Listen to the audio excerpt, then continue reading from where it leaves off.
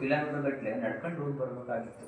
ಇವಾಗ ಸ್ವಲ್ಪ ಮನುಷ್ಯ ಇಲ್ಲಿಂದ ಸ್ವಲ್ಪ ನಡೀಲಿಕ್ಕೆ ಸುಸ್ತು ಹೊಡಿತಾನೆ, ಆದರೆ ಆಗ ಗಂಟೆ ಗಟ್ಟಲೆ ದಿನಗಟ್ಟಲೆ ನಡ್ಕೊಂಡು ಹೋಗ್ತಾ ಇದ್ರು ಅಲ್ವಾ. ಅಂದರೆ ತುಂಬ ಕಷ್ಟಕರವಾಗಿತ್ತು, ತ್ರಾಣ ಅವನ ಅಷ್ಟು ಶಕ್ತಿ ಇರಲಿಲ್ಲ ಅಂತ ಹೇಳ್ತಾ ಇದ್ದಾರೆ. ಆದ್ದರಿಂದ ಅವನು ಶ್ರೀಮಾತೆಯವರಿಗೆ ಪತ್ರ ಬರೆದು ಪ್ರಾರ್ಥಿಸಿಕೊಂಡ. ಆಗ ಒಂದೇ ಒಂದು ಒಳ್ಳೆಯ ಮಾಧ್ಯಮ ಅಂದರೆ ಈ ಮೊಬೈಲ್ ಇದೆ. ಇವತ್ತು ಒಂದು ಕ್ಷಣಕ್ಕೆ ಮೆಸೇಜ್ ಮಾಡಿ ವಿಷಯವನ್ನು ತಿಳಿಸ್ಬೋದು. ಆಗಿನ ಕಾಲದಲ್ಲಿ ಮೊಬೈಲ್ ಇಲ್ಲ, ಹಾಗಾಗಿ ಒಂದೇ ಒಂದು ವಿಚಾರ ಮಾಧ್ಯಮ ಅಥವಾ ವಿಚಾರಗಳನ್ನು ತಿಳಿಸ್ಲಿಕ್ಕೆ ಇರುವ ಒಂದು ಒಳ್ಳೆ ಮಾಧ್ಯಮ ಅಂದರೆ ಪತ್ರ.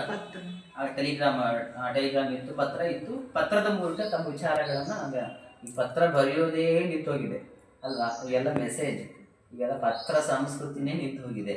ಅಂಥ ಸಂದರ್ಭದಲ್ಲಿ ಆಗ ಶ್ರೀಮಾತೆ ಇದ್ದಂಥ ಟೈಮಲ್ಲಿ ಸುರೇಂದ್ರನಾಥ್ ರಾಯ್ ಎನ್ನುವಂಥ ಭಕ್ತ ಶ್ರೀಮಾತೆಯವರಿಗೆ ಪತ್ರವನ್ನು ಬರೆದು ಪ್ರಾರ್ಥನೆ ಮಾಡ್ಕೊಳ್ತಾನೆ.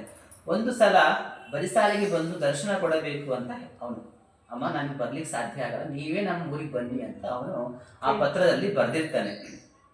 ಆದರೆ ಶ್ರೀಮಾತೆಯವರಾದರೂ ಅಷ್ಟು ದೂರ ಹೋಗಿ ಬರಲು ಸಾಧ್ಯವೇ? ಯಾಕಂದ್ರೆ ಅವ್ರಿಗೂ ಅನೇಕ ರೀತಿಯ ತೊಂದರೆಗಳು, ತಾಪತ್ರೆಗಳು ಶ್ರೀಮಾತೆಯವ್ರಿಗೂ ಇದ್ದವು ಅಲ್ವಾ. ನಮ್ಮಂತರಿಗೆ ಕಷ್ಟ ಬಿಡಲ್ಲ, ಮಾತು ಬಿಡ್ತವ ಅಲ್ವಾ.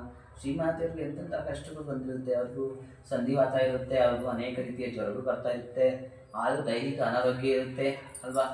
ಆದರೂ ಸಹ ಶ್ರೀಮಾತೆಯವರು ಬಂದ ಭಕ್ತರಿಗೆ ದೀಕ್ಷೆಯನ್ನು ಕೊಡ್ತಾನೆ ಇರ್ತಾರೆ, ಭಕ್ತರನ್ನು ಉದ್ಧಾರ ಮಾಡ್ತಾನೇ ಇರ್ತಾರೆ. ಆದ್ದರಿಂದ ಅವರು ಅವನಿಗೆ ತಮ್ಮದೊಂದು ಭಾವಚಿತ್ರವನ್ನು, ಉದ್ಬೋಧನಾ ಮಾಸಪತ್ರಿಕೆಯ 12 ತಿಂಗಳ ಪ್ರತಿಗಳನ್ನು ಒಟ್ಟಿಗೆ ಸೇರಿಸಿ ಒಲೆದು ರಟ್ಟು ಹಾಕಿದ ಸಂಪುಟವನ್ನು ಕಳಿಸಿಕೊಟ್ಟು, ಜೊತೆಯಲ್ಲೇ ಪ್ರೀತಿಯ ಸುರೇಂದ್ರ, ನಾನು ಅಷ್ಟು ದೂರ ಬರಲಾರೆ, ಆದರೆ ನೀನೇನು ಭಯಪಡಬೇಕಾಗಿಲ್ಲ, ನಿನ್ನ ಕಾಯಿಲೆ ವಾಸಿಯಾಗುತ್ತದೆ, ನೀನು ನನ್ನ ಭಾವಚಿತ್ರವನ್ನು ನೋಡುತ್ತಿದ್ದರೆ ಸಾಕು, ಜೊತೆಗೆ ಈ ಉದ್ಬೋಧನಾ ಪತ್ರಿಕೆಯನ್ನು ಓದುತ್ತಿದೆ ಎಂದು ಪತ್ರವನ್ನು ಕಳಿಸಿಕೊಟ್ಟರು. ಅಂದರೆ ಶ್ರೀಮಾತೆಯವರು ಮರು ಉತ್ತರವಾಗಿ ಹೇಳ್ತಾರೆ, ನಾನು ಬರ್ಲಿಕ್ಕೆ ಆಗಲ್ಲ ಸುರೇಂದ್ರ, ನೀ ಕಾಯಿಲೆ ವಾಸಿ ಆಗುತ್ತೆ. ನಾನು ಈ ಒಂದು ಬಾಕ್ಸಲ್ಲಿ ಶ್ರೀಮಾತೆಯವರು ಉದ್ಬೋಧನಾ ಪತ್ರಿಕೆ ಇವತ್ತು ಬರುತ್ತೆ. ರಾಮಕೃಷ್ಣ ಆಶ್ರಮ, ಅದು ಸ್ವಾಮೀಜಿಯವರು ಆರಂಭ ಮಾಡಿದ್ದು ಉದ್ಬೋಧನಾ, ಪ್ರಬುದ್ಧ ಭಾರತ, ವೇದಾಂತ ಕೇಸರಿ ತಮಿಳುನಾಡು ಅಳಸಿಂಗ ಪರಮಾರ್ ಸ್ಟಾರ್ಟ್ ಮಾಡಿದ್ದು, ಅದು ಇವತ್ತಿಗೂ ಬರುತ್ತೆ. ರಾಮಕೃಷ್ಣ ಆಶ್ರಮ, ಚೆನ್ನೈ ಆಶ್ರಮದವರು ಅದನ್ನ ಪಬ್ಲಿಷ್ ಮಾಡ್ತಾರೆ, ವೇದಾಂತ ಕೇಸರಿ.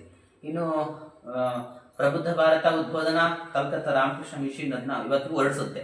ಸ್ವಾಮೀಜಿ ಸ್ಟಾರ್ಟ್ ಮಾಡಿದ್ದು ಏನಿದೆ ಎಲ್ಲ ಇವತ್ತಿಗೂ ಮುಂದುವರಿತಾ ಇದೆ. ತುಂಬ ಅತ್ಯಂತ ಸಮರ್ಥವಾಗಿ ಮಠ ಇವತ್ತಿಗೂ ಅದೇ ರೂಲ್ಸ್ ರೆಗ್ಯುಲೇಷನ್ಸಲ್ಲಿ 4 ಗಂಟೆಗೆ ಆಗುತ್ತೆ ಅಂದರೆ 4 ಗಂಟೆಗೆ, ಅಷ್ಟು ಒಂದು ಸ್ವಲ್ಪನೂ ಲೂಸ್ ಮಾಡಿಲ್ಲ. ಸ್ವಾಮೀಜಿಯವರು ಬೈಲ ಬರೀಬೇಕಾದ್ರೆ ತುಂಬ ಸ್ಟ್ರಿಕ್ಟಾಗಿ ಬರೆದಿದ್ದಾರೆ ಆ ಬೈಲಗಳನ್ನು, ಆ ನಿಯಮಾವಳಿಗಳನ್ನು. ಇವತ್ತಿಗೂ ಸಹ 4 ಗಂಟೆಗೆ ಖಂಡನ ಆರತಿ ಕರೆಕ್ಟ್ 4 ಗಂಟೆಗೆ ಆರತಿ ಆಗುತ್ತೆ ಬೇಲೂರು ಮಠದಲ್ಲಿ. ಅಂದರೆ ಅಷ್ಟು ನಿಯಮದಲ್ಲಿ ಬಿಗಿ, ಸ್ವಲ್ಪನೂ ಸಡಿಲಿಕೆ ಇಲ್ಲ. ಅಂದರೆ